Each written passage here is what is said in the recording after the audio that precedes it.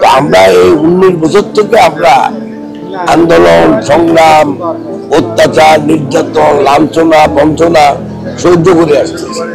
তো কেউ যদি বলে আমরা হঠাৎ করে নির্বাচন যাচ্ছি, তা না। আমরা নির্বাচন কিন্তু 2006 থেকে চেয়ে আসছে ঠিক মতো।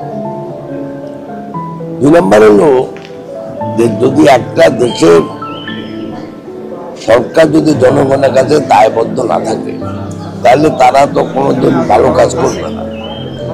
সেই জন্যই আমরা চাচ্ছি এই নির্বাচনটা যত তাড়াতাড়ি। এখন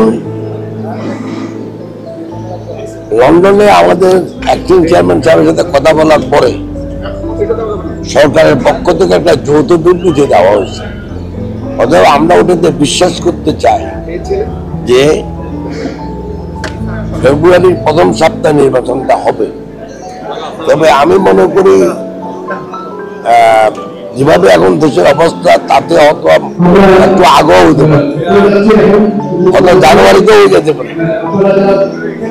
কারণ এখানে আমাদের কোর্টে একটা কেস এখন পেন্ডিং আছে সুপ্রিম কোর্টে, কেয়ারটেকার সরকার নিয়ে।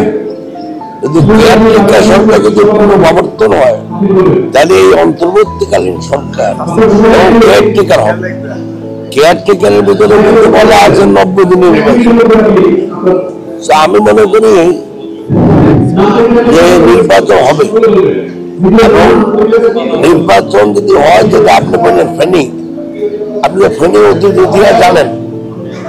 যদি সুস্থ নির্বাচন হয় ইনশাল্লাহ এখানে বিএনপি জিতবে, এবং যদি ডিসেম্বরের ভিতরে নির্বাচন হয় আশা করি আমাদের দলের নেত্রী ম্যাডামও কিন্তু নির্বাচন করবে। উনি এখন ইনশাল্লাহ একটু সুস্থ আছে। অতএব আমাদের নির্বাচন নিয়ে ফেনীতে কোনো চিন্তা নেই।